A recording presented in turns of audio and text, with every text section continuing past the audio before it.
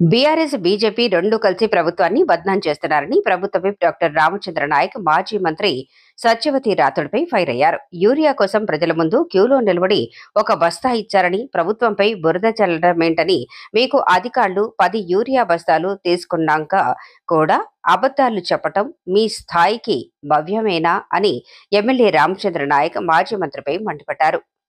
సత్యవతి రాథోడ్ గారిని నేను సూటిగా 4 ప్రశ్నలు అడుగుతున్నా. మొదటిది, మీరు గుండ్రాదిమ్మడుగులో మీ వ్యవసాయం చేస్తూ ఉన్నారా? మీ పేరు మీద ఎన్ని ఎకరాలు పట్టాలు ఉన్నాయి?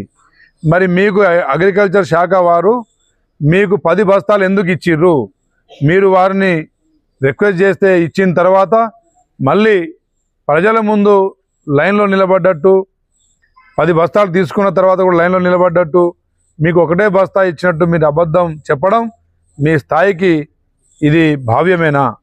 అదేవిధంగా కేంద్రాన్ని నిందించాల్సిన మీ ప్రతిపక్ష పార్టీల నాయకులు కేవలం రాష్ట్ర ప్రభుత్వాన్ని, అక్కడేమో షాపుల దగ్గర మోడీ గారి ఫోటో పెట్టుకుంటారు, మీరేమో మా ముఖ్యమంత్రి గారిని, మా ప్రభుత్వాన్ని నిందించడం ఇది ఎంతవరకు భావ్యం? ఒక్కసారి మీరు ఆత్మ పరిశీలన చేసుకోవాలని చెప్తా ఉన్నా. అదేవిధంగా రైతుల పక్షాన నిలబడి కేంద్ర ప్రభుత్వాన్ని అఖిల పక్షంగా మీరు ప్రశ్నించే దాంట్లో ఎక్కడన్నా మీ పార్టీ ఎక్కడన్నా నాయకులు ఎక్కడన్నా మరి రైతుల పక్షాన ప్రశ్నించినట్టు ఎక్కడన్నా ఉన్నాయా? కాబట్టి మీరు చేసే మరి డ్రామా తెలంగాణ రాష్ట్ర ప్రజలు, ముఖ్యంగా డోర్నకల్ మహబూబాద్ ప్రజలు దీన్ని హర్షించరు. మీరు 10 బస్తాలు యూరియా బస్తాలు తీసుకొని 1-2 గంటలు నిలబడితే ఒకటే ఇచ్చారని చెప్పి స్టేట్మెంట్ ఇవ్వడం, ఇది మహానటి సావిత్రి గారి తర్వాత సత్యవతి రాథోడ్ గారే అని చెప్పేసి డోర్నకల్ ప్రజలు అనుకునే విధంగా, మీ స్థాయి తగ్గే విధంగా భవిష్యత్తులో ఇలాంటివి చేయొద్దని చెప్పేసి మిమ్మల్ని రిక్వెస్ట్ చేస్తున్నా.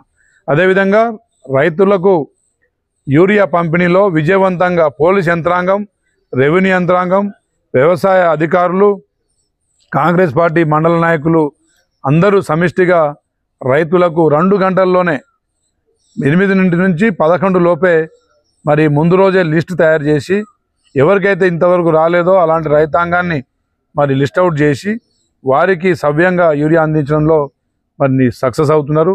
అధికారులందరికీ అభినందిస్తున్నాం. తప్పకుండా యూరియా ఇప్పటికే గత సంవత్సరంలో ఇచ్చిన దానికంటే రెట్టింపు యూరియా ప్రజలకు అందింది. దయచేసి కొంతమంది మళ్ళీ తీసుకొని లైన్లో నిలబడి తీసుకొని దాన్ని బ్లాక్ చేయకండి.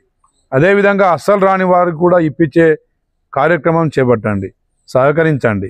అదేవిధంగా కొంతమంది టీఆర్ఎస్ నాయకులు లైన్లలో నిలబడి కావాల్సి రాద్ధాంతం మరి సృష్టించకండి.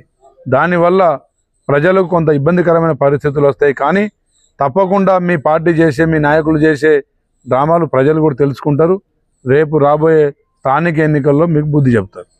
Thank you.